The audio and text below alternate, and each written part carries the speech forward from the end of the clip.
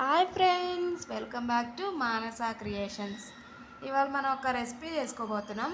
అదేంటంటే పిల్లలకి లంచ్ బాక్స్లో కానీ మార్నింగ్ టైంలో క్విక్గా అయిపోయే రెసిపీ ఏంటంటే టమాటా రైస్. హడావుడి ఏం లేకుండా సింపుల్గా టేస్టీగా ఉంటుంది కాబట్టి మనం ఈ టమాటా రైస్ని ఈజీగా ఎలా ప్రిపేర్ చేసుకోవాలి ఇప్పుడు చూద్దాం. ఫ్రెండ్స్, ఎవరైనా కొత్తగా మన ఛానల్ చూస్తుంటే సబ్స్క్రైబ్ చేసుకోండి. పక్కనే ఉన్న బెల్ ఐకాన్ని ప్రెస్ చేశారంటే ఆల్ టు ఆల్ నోటిఫికేషన్ ద్వారా డైలీ మీకు వీడియోస్ రీచ్ అవుతూ ఉంటాయి. ఇప్పుడు ఈ టమాటా రైస్ ఎలా చేసుకోవాలో చూసేద్దాం. ఫస్ట్ ఒక ఆనియన్ తీసుకోవాలి. నేనైతే పెద్ద సైజ్ తీసుకున్నాను, మీరైతే చిన్నవి 2 తీసుకోండి. ఆనియన్ని చిన్న చిన్న పీసెస్గా చాప్ చేయాలి. ఎందుకంటే మనం బిర్యానీలోకి అయితే పొడవుగా కట్ చేస్తాం, అలా కట్ చేస్తే ఈ టమాటా రైస్కి టేస్ట్ రాదు.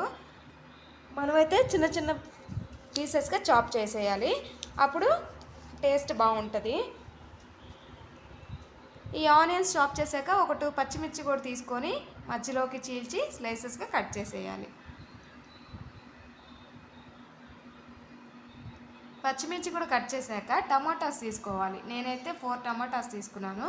మీరు తీసుకునే రైస్ క్వాంటిటీని బట్టి టమాటాస్ యాడ్ చేయండి.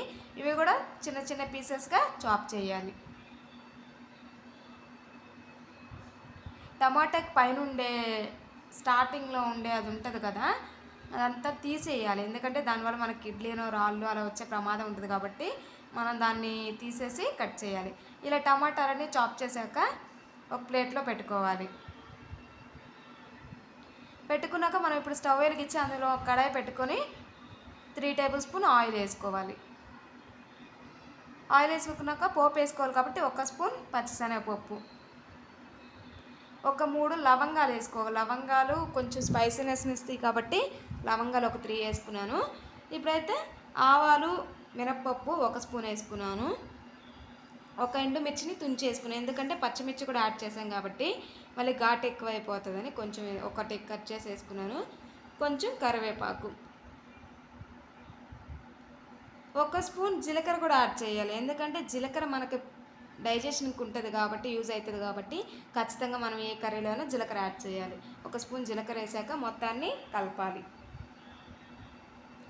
ఇది వేగాక మనం ఇప్పుడు ఆనియన్స్, టమాటా, పచ్చిమిర్చి చాప్ చేసి పెట్టుకున్నాం కదా, అవన్నీ ఈ తాలింపులో యాడ్ చేయాలి. ఆనియన్స్, పచ్చిమిర్చి, టమాటో మొత్తం ఇందులో యాడ్ చేసేయాలి. ఇప్పుడు మనం అంతా ఒకసారి కలపాలి. దీన్ని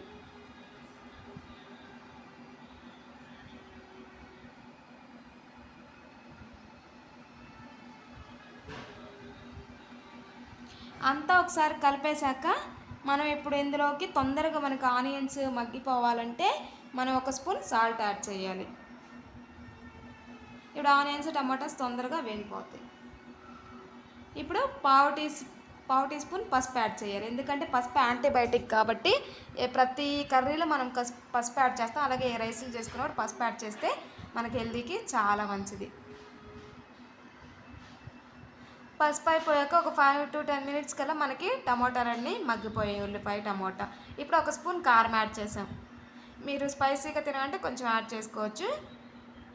పావు టీ స్పూన్ ధనియాల పొడి, పావు టీ స్పూన్ గరం మసాలా. ఇవన్నీ హోమ్ మేడ్ గరం మసాలా అవి కాబట్టి నేను యాడ్ చేశాను.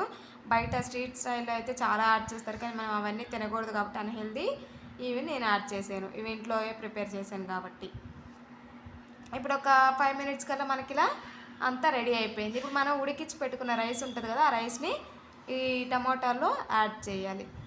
యాడ్ చేసి మొత్తం అంతా ఒకసారి కలిపి 1 స్పూన్ సాల్ట్ వేయాలి. ఇందాక మనం వేసిన సాల్ట్ టమాటాస్ కదా, ఇప్పుడు ఉల్లిపాయలకి, ఇప్పుడైతే రైస్కి కూడా సాల్ట్ ఉండాలి కాబట్టి సాల్ట్ యాడ్ చేసి అంతా ఒకసారి మిక్స్ చేస్తున్నాం.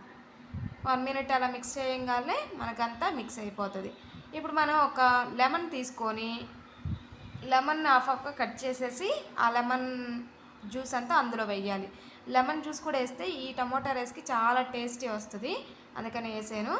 ఇప్పుడు కొంచెం కొత్తిమీర వేసుకొని స్టవ్ ఆఫ్ చేసేసుకుంటే మనకి రెడీ అయిపోతుంది. ఇప్పుడు మనం ప్లేట్లో సర్వ్ చేసుకోవడమే.